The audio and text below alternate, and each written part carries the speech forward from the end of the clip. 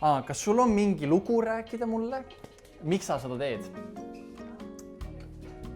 Siis kõike seda siis alates ema konsultatsioonidest, või Krislini konsultatsioonidest, et see meditatsioon, tänulikkus, kõik see asi.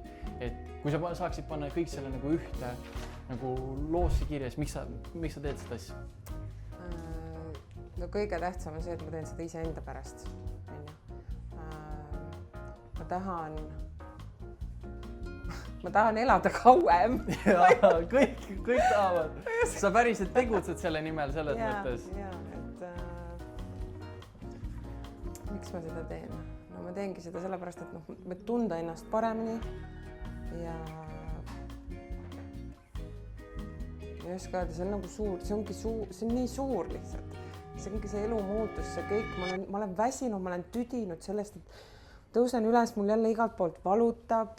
Mul ei ole jõudu, mul ei ole motivatsiooni, ma ei taha kuskilt käia, sest ma ei tunne ennast oma kehas hästi. Kõik see nii nagu füüsiline kui vaimne pool. Et ma tahan nagu nautida, ma tahan elada.